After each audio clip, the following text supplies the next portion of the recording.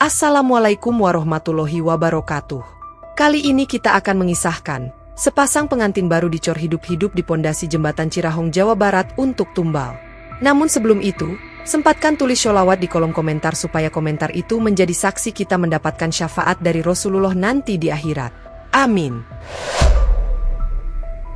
Matahari bersembunyi di balik awan kelabu yang menggantung rendah di atas lembah Citandui. Tahun 1891, ketika penjajahan Belanda semakin mengakar di tanah Priangan, khususnya di wilayah Bandung dan sekitarnya. Derap langkah sepatu bot para penjajah menggema di setiap sudut desa, membawa perintah dan rencana yang harus dipatuhi tanpa bantahan. Ahmad menatap langit sejenak sebelum kembali menunduk, mengangkat sebongkah batu besar untuk pondasi jembatan Cirahong. Peluh bercucuran dari keningnya yang berkerut, namun bibirnya tak henti bergerak melantunkan zikir. Di usianya yang baru menginjak 25 tahun, pemuda bertubuh tegap itu dikenal sebagai sosok yang tekun beribadah dan rajin bekerja. Alhamdulillah, bisiknya pelan saat berhasil meletakkan batu itu di tempatnya. Seorang mandor Belanda berkulit pucat dengan cambuk di tangan berjalan mengawasi para pekerja pribumi. Matanya yang biru tajam mengamati setiap gerakan mereka, siap melontarkan makian atau cambukan pada siapapun yang dianggap lambat. Lekas! Lekas! Jembatan ini harus selesai tahun depan, teriaknya dengan logat yang kental. Rencana pembangunan rel kereta api beserta jembatan Cirahong ini bukanlah untuk kemakmuran penduduk pribumi. Para insinyur Belanda telah merancang jalur transportasi strategis untuk mengangkut hasil bumi dan perkebunan dari pedalaman Priangan menuju pelabuhan, lalu dikirim ke negeri mereka. Saat istirahat singkat di tengah hari, Ahmad duduk bersama beberapa rekan kerjanya di bawah pohon kenari yang rindang. Mereka berbagi bekal sederhana, nasi bungkus dengan lauk ikan asin dan sambal terasi. Salah seorang temannya, Karya, mengeluhkan upah yang semakin minim. Ahmad mengingatkan Karya untuk selalu bersyukur dan sabar menghadapi cobaan ini. Belum banyak yang tahu bahwa sebagian upah mereka dipotong oleh adipati setempat yang bekerja sama dengan Belanda. Sang adipati hidup mewah di pendopo, sementara rakyatnya berjuang menahan lapar. "Apakah kita akan terus seperti ini, Kang Ahmad?" tanya Dharma, pemuda belia yang baru seminggu bekerja di proyek tersebut. Ahmad menjawab dengan bijak bahwa kehidupan adalah ujian, dan setiap kesabaran akan dibalas dengan berkah yang berlipat. Dia menekankan pentingnya tetap berpegang pada ajaran Islam di tengah kesulitan, dan bagaimana ibadah menjadi penguat jiwa mereka yang tertindas. Ketika azan zuhur berkumandang dari surau kecil di kejauhan, Ahmad dan beberapa pekerja muslim lainnya segera bergegas mengambil wudhu di aliran sungai Citandui yang jernih. Mereka bersembunyi di balik semak belukar untuk melaksanakan salat, karena mandor Belanda melarang keras aktivitas keagamaan selama jam kerja. Senja mulai merambat ketika para pekerja diizinkan pulang. Ahmad berjalan kaki sejauh 5 km menuju gubuk kecilnya di pinggir desa. Ibunya yang sudah renta menyambut dengan senyuman hangat, meski tubuhnya semakin kurus karena keterbatasan pangan.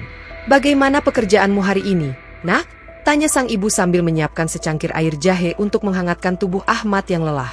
Ahmad menceritakan kemajuan pembangunan jembatan dengan nada optimis, menyembunyikan rasa sakitnya.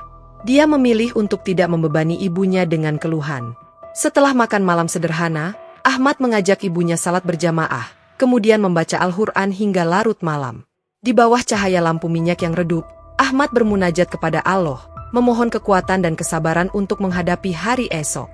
Tanpa dia sadari, cobaan yang lebih berat telah menunggu di depan, dan jembatan Cirahong akan segera menjadi saksi bisu sebuah tragedi yang mengguncang iman. 3 bulan berlalu sejak dimulainya pembangunan jembatan Cirahong.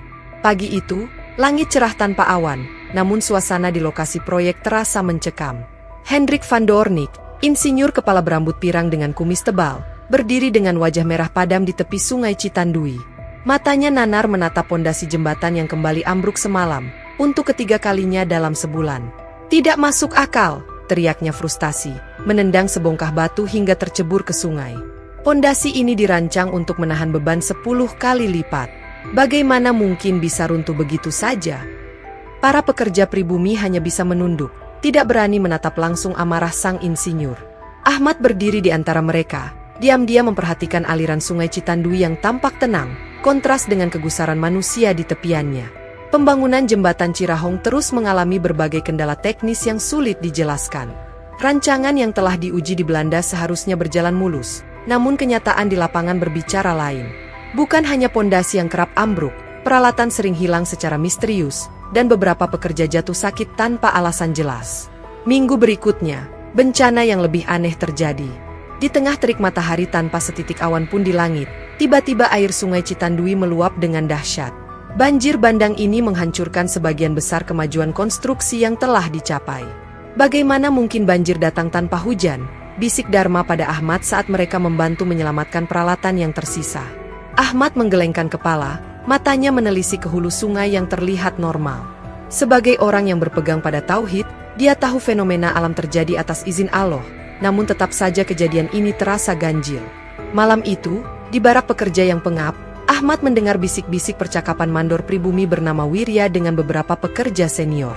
Wirya menjelaskan dengan suara rendah bahwa penunggu sungai Citandui murka karena tanahnya diganggu tanpa permisi. Makhluk halus bernama Arkian yang menguasai sungai itu menginginkan tumbal sebagai tanda penghormatan. Ahmad yang tak sengaja mendengar, hanya bisa beristighfar dalam hati. Dia mengingatkan diri sendiri bahwa kepercayaan pada roh-roh penunggu adalah bentuk syirik yang harus dijauhi. Namun, dia memilih untuk diam, tidak ingin menciptakan perpecahan di antara para pekerja yang sudah ketakutan. Keesokan harinya, Wirya terlihat berbicara serius dengan Tuan Van Doornik dan asistennya, Willem. Ahmad tidak dapat mendengar isi pembicaraan mereka, namun raut wajah sang insinyur Belanda berubah dari skeptis menjadi tercenung. Omong kosong. Kalian pribumi dan tahayul kalian, hardik Van Doornik pada awalnya, namun ada suaranya melemah saat Wirya menunjuk ke arah pondasi yang telah ambruk berkali-kali. Selama minggu-minggu berikutnya, kejadian aneh terus berlanjut. Seorang pekerja Belanda mendadak berteriak ketakutan di tengah malam, mengaku melihat sosok tinggi besar dengan mata menyala di tengah sungai. Peralatan berat mendadak macet atau bergerak sendiri. Suara-suara tangisan perempuan kerap terdengar dari kedalaman sungai saat malam tiba. Para insinyur Belanda yang awalnya berpikir logis dan rasional mulai goyah keyakinannya.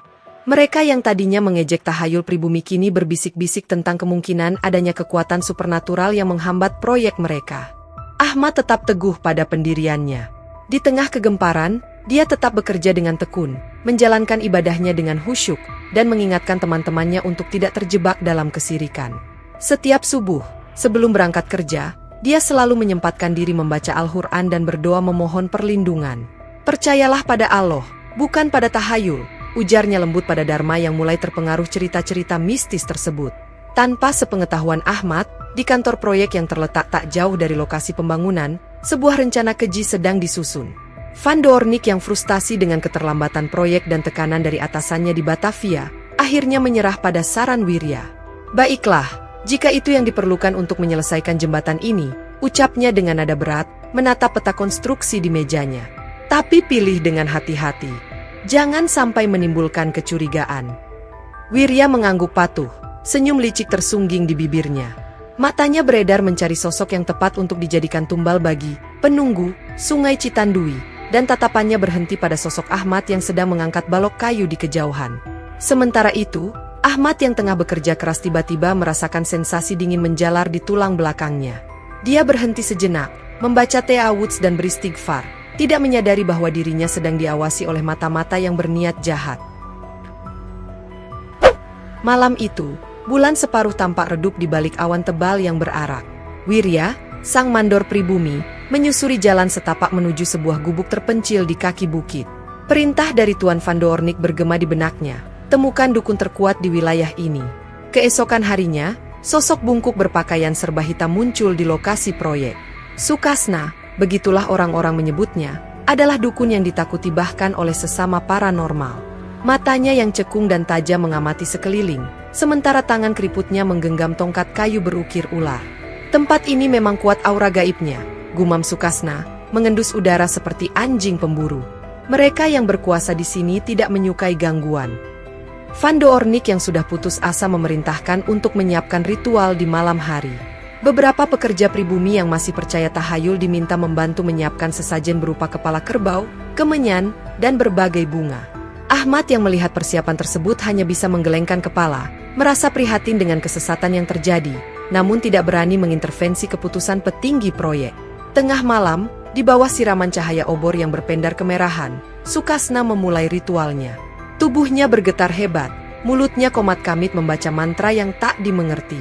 Asap kemenyan mengepul tebal, membentuk siluet-siluet aneh di udara. Para pekerja menyaksikan dengan campuran rasa takut dan kagum, sementara Van Doornik dan asistennya mengawasi dengan wajah tegang. "Arkian!" teriak Sukasna tiba-tiba. Suaranya berubah dalam dan menggelegar. "Penguasa Sungai Citandui yang agung, aku memanggilmu dan para pengikutmu." Air sungai yang tadinya tenang mendadak bergelombang, meski tidak ada angin yang berhembus. Sebuah pusaran kecil terbentuk di tengah sungai, semakin lama semakin membesar. Para pekerja mundur ketakutan, beberapa lari terbirit-birit. Van Doornik dan Willem terpaku, wajah mereka pucat pasi. Sukasna kemudian mengaku berbicara dengan Arkian, penunggu utama Sungai Citandui, serta sepasang siluman ular yang bernama Nyai Odah dan Aki Bohang. Dengan suara yang masih tidak seperti dirinya sendiri, dia menyampaikan kemarahan para penghuni gaib tersebut. "Mereka murka. Kalian telah mengganggu kediaman mereka tanpa izin," raung Sukasna, matanya terbalik memperlihatkan bagian putihnya saja. "Mereka ingin membuat kalian semua menderita, menghancurkan jembatan ini berkali-kali." Van Doornik menelan ludah dengan susah payah, bertanya apa yang harus mereka lakukan agar pembangunan bisa dilanjutkan. Sukasna terdiam sejenak, kepalanya terkulai ke depan, sebelum kembali mendongak dengan seringai mengerikan. Arkian dan kedua pengikutnya menginginkan tumbal, bisiknya dengan nada mencekam. Sepasang pengantin baru, yang masih suci, untuk dijadikan anak angkat mereka di alam gaib. Mereka akan menjaga jembatan ini selama-lamanya, jika keinginan mereka terpenuhi. Willem, asisten Van Doornik, menyela dengan ragu, menanyakan maksud dijadikan anak angkat tersebut. Sukasna tersenyum sinis, menjelaskan bahwa sepasang pengantin itu harus dikubur hidup-hidup di pondasi utama jembatan Cirahong. Keheningan mencekam mengikuti pernyataan tersebut. Bahkan Wirya, yang telah membawa mereka pada jalan musyrik ini, tampak terkejut dengan permintaan yang begitu kejam. Van Doornik berjalan mondar-mandir, benaknya berkecamuk antara logika Eropa yang rasional dan ketakutan terhadap kekuatan supernatural yang belakangan ini dia saksikan sendiri.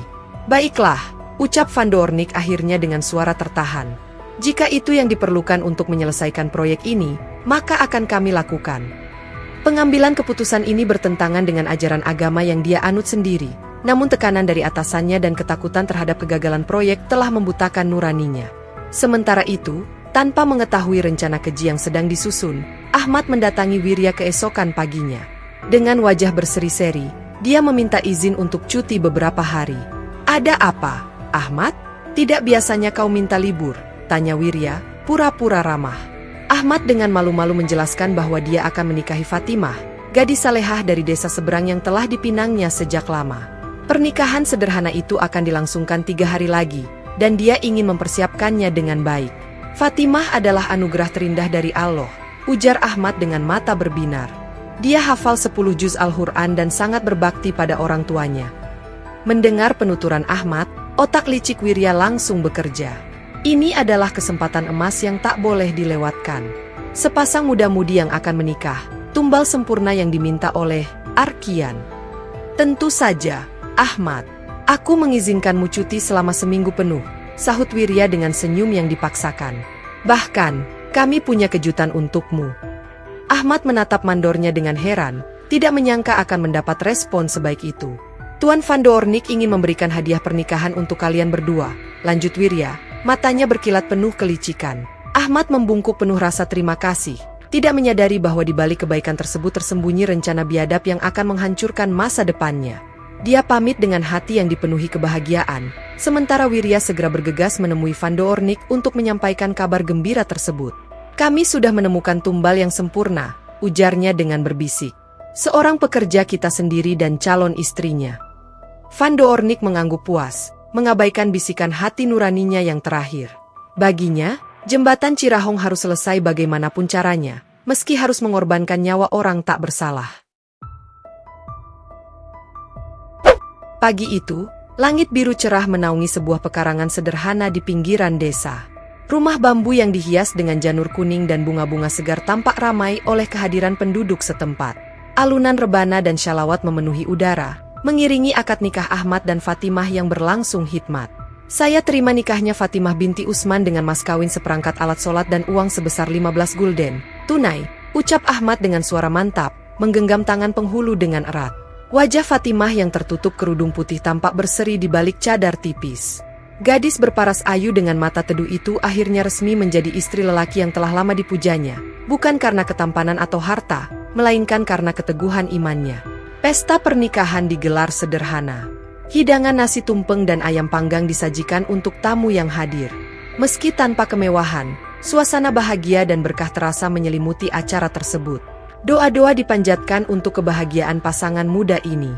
Semoga Allah memberkahi pernikahan kalian dan memberikan keturunan yang syalih dan syalihah, ucap Kiai Desa, menepuk pundak Ahmad dengan penuh kasih sayang. Hari masih sama dengan hari pernikahan mereka. Sore itu, ketika Ahmad dan Fatimah masih menikmati kebahagiaan sebagai pengantin baru, sebuah kereta kuda berhenti di depan rumah mereka. Wirya turun bersama dua orang Belanda berseragam rapi. "Ahmad, Tuan Van Doornik ingin memberikan hadiah pernikahan untuk kalian," ucap Wirya dengan senyum yang dibuat-buat. "Beliau menunggu di lokasi proyek dan meminta kalian datang sekarang juga." Ahmad, yang tidak menaruh curiga, merasa tersanjung dengan perhatian dari atasannya. Dia berbisik pada Fatimah bahwa ini adalah kesempatan baik dan mereka tidak boleh menolak undangan tersebut. "Kita akan segera kembali," ujar Ahmad meyakinkan istrinya yang tampak ragu. "Ini hanya sebentar, dan kau akan melihat tempat kerjaku." Mereka tiba di lokasi proyek dengan kereta kuda yang menjemput mereka. Matahari mulai terbenam, langit senja kemerahan memberikan nuansa dramatis pada struktur jembatan yang setengah jadi. Anehnya, lokasi proyek tampak lengang, tak seperti biasanya. "Kemarilah," seru Wirya dari kejauhan, melambaikan tangan dengan gestur ramah yang dibuat-buat. "Tuan Van Doornik sudah menunggu di kantor proyek." Ahmad menggandeng tangan Fatimah, melangkah penuh keyakinan. Sesampainya di bangunan kayu yang dijadikan kantor, mereka disambut oleh Van Doornik, Willem, dan beberapa pekerja Belanda lainnya dengan senyuman yang janggal. "Selamat atas pernikahan kalian," ucap Van Doornik dengan logat kental, menjabat tangan Ahmad. Matanya tidak memancarkan kehangatan yang sama dengan ucapannya.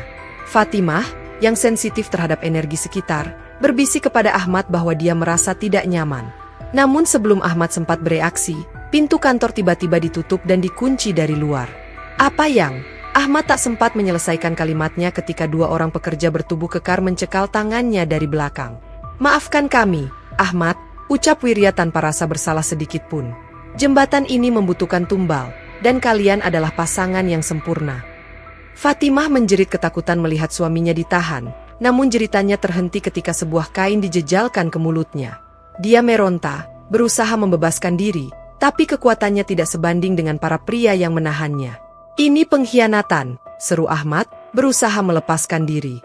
"Apa kesalahan kami hingga kalian memperlakukan kami seperti ini?" Van Doornik hanya terdiam, memalingkan wajahnya, tidak sanggup menatap langsung mata Ahmad yang dipenuhi rasa terluka dan pengkhianatan. Willem, asistennya, menjelaskan dengan nada datar bahwa mereka telah berkonsultasi dengan dukun sakti dan penunggu sungai menginginkan tumbal sepasang pengantin baru untuk menyelesaikan jembatan. "Kalian akan menjadi bagian dari sejarah," tambah Wirya dengan nada yang menggelikan. "Nama kalian akan diabadikan dalam kemegahan jembatan Cirahong."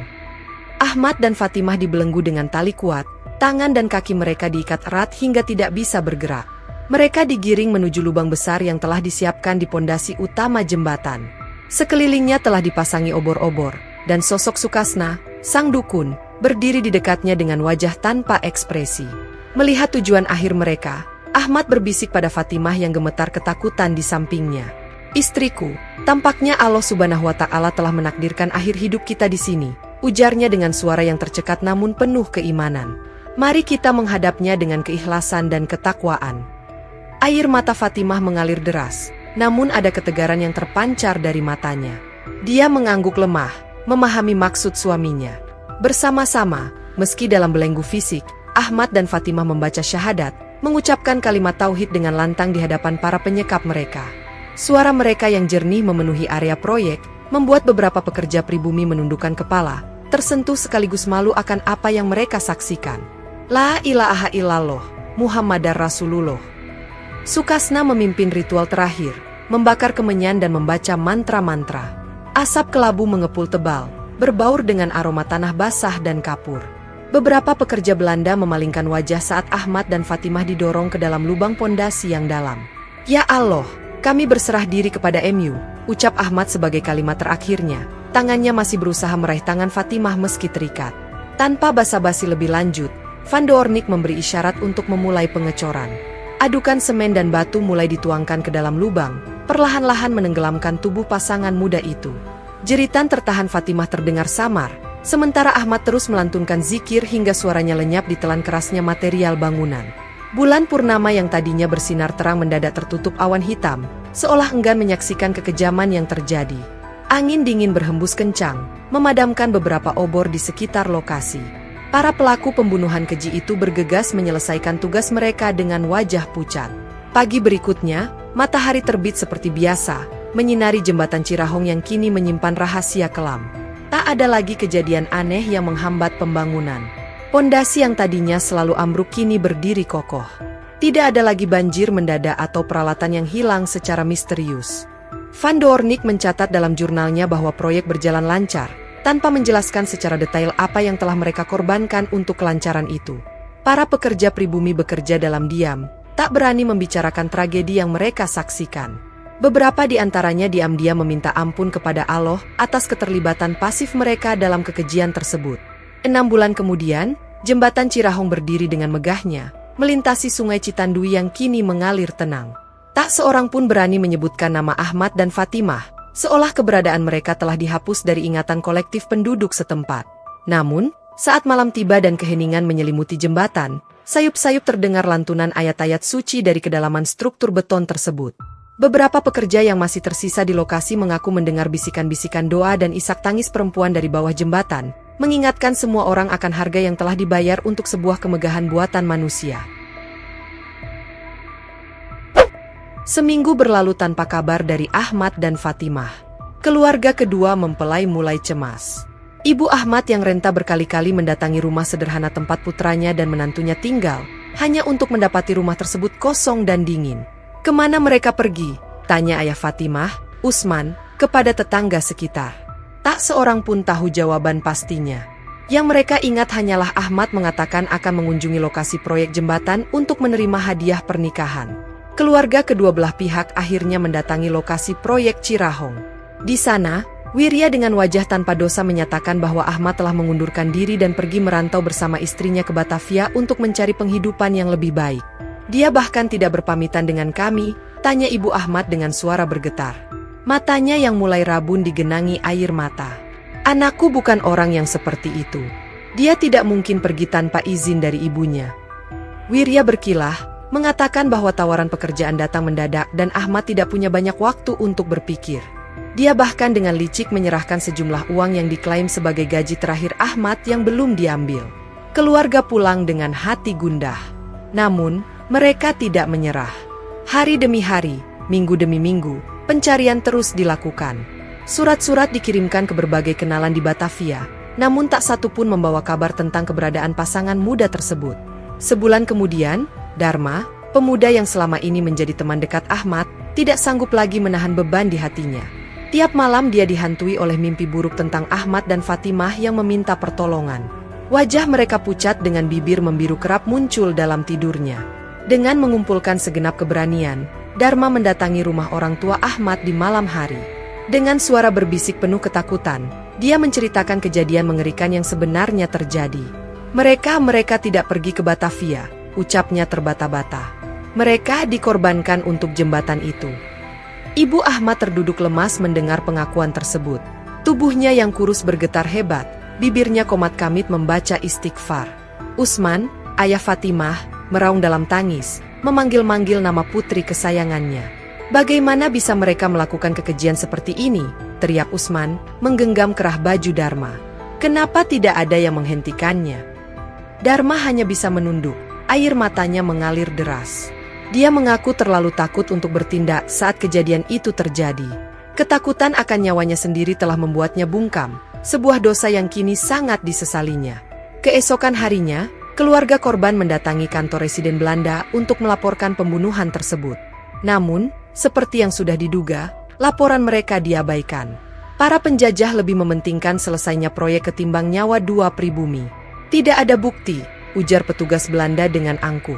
Lagi pula, proyek jembatan ini adalah kepentingan umum yang lebih besar. Tidak berdaya melawan kekuasaan penjajah, keluarga kedua korban hanya bisa menangis dan berdoa. Mereka menggelar pengajian dan tahlilan untuk Ahmad dan Fatimah, berharap arwah keduanya tenang di sisi Allah. Sementara itu, pembangunan jembatan Cirahong terus berlanjut tanpa hambatan. Pada tahun 1893, jembatan tersebut akhirnya rampung dengan megah. Struktur besi dan beton yang kokoh melintang di atas Sungai Citandui, menghubungkan dua wilayah yang sebelumnya terpisah. Belanda merayakan keberhasilan ini dengan pesta besar, tanpa sedikit pun mengingat harga yang telah dibayar untuk kemegahan tersebut. Namun, kisah Ahmad dan Fatimah tidak berakhir begitu saja. Rumor mulai beredar di kalangan penduduk setempat. Para pekerja yang terlibat dalam proyek satu persatu mengalami nasib buruk.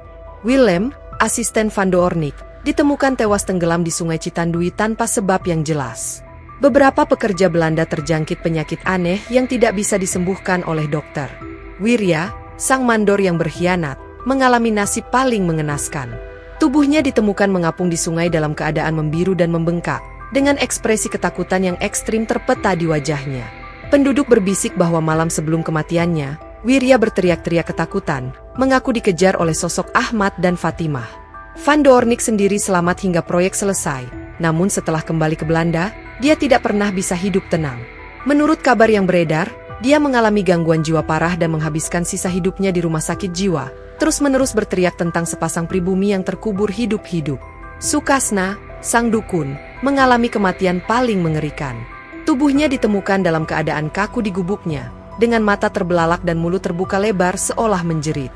Tidak ada tanda-tanda kekerasan atau racun, namun penduduk percaya bahwa dia telah diambil oleh kekuatan yang lebih besar dari yang pernah dia coba kendalikan. Jembatan Cirahong sendiri menjadi objek cerita mistis yang menyeramkan. Penduduk sekitar mengaku sering mendengar suara tangisan perempuan dan lantunan ayat-ayat Al-Quran dari bawah jembatan saat tengah malam. Beberapa orang bahkan mengaku melihat sosok sepasang muda-mudi berpakaian putih berdiri di tengah jembatan, lalu menghilang saat didekati. Hingga saat ini, lebih dari seabad kemudian, jembatan Cirahong masih berdiri kokoh sebagai saksi bisu sebuah pengorbanan yang kejam. Strukturnya yang kuat telah bertahan melewati berbagai bencana alam dan perubahan zaman. Namun di balik kemegahannya, tersimpan kisah kelam yang menjadi pengingat akan kekejian manusia ketika iman mereka goyah. Kisah Ahmad dan Fatimah menyimpan hikmah mendalam bagi kita semua. Allah mungkin menunda, tetapi Dia tidak pernah melupakan. Orang-orang yang berbuat zalim dan syirik pada akhirnya mendapat balasan setimpal. Jika bukan di dunia maka di akhirat yang lebih kekal. Beberapa ulama lokal sering menjadikan kisah ini sebagai bahan ceramah untuk mengingatkan pentingnya berpegang teguh pada tauhid, menjauhi syirik dalam situasi apapun. Mereka menekankan bahwa hidup dan mati seseorang ada di tangan Allah, bukan pada kekuatan supernatural atau tahayul belaka. Wassalamualaikum warahmatullahi wabarakatuh. Keluarga Ahmad dan Fatimah, meski telah berlalu beberapa generasi, masih sering mendatangi jembatan Cirahong setiap tahunnya untuk membacakan Yasin dan tahlil. Mereka percaya bahwa kesyahidan kedua insan tersebut tidak sia-sia. Pengorbanan mereka menjadi pengingat abadi tentang keteguhan iman di tengah badai kehidupan. Sesungguhnya orang-orang yang beriman kepada Allah dan hari kemudian, mereka itulah orang-orang yang sabar, bisik seorang nenek kepada cucunya saat melintasi jembatan Cirahong di sore hari. Seperti Ahmad dan Fatimah, kita harus tetap istiqomah dalam keimanan meski dunia memusuhi kita. Jembatan itu kini bukan hanya sekadar struktur fisik yang menghubungkan dua wilayah, tetapi juga menjadi jembatan pengingat antara masa lalu dan masa kini, antara kezaliman dan keadilan ilahi, antara kesirikan dan ketauhidan. Di setiap pilar dan beton yang menyusunnya, terukir kisah pengorbanan yang tak terucap, mengingatkan pada setiap yang melintasinya bahwa kebenaran, meski terkubur, akan selalu menemukan jalannya untuk dikenang. Semoga kisah ini dapat kita ambil pelajarannya. Terima kasih.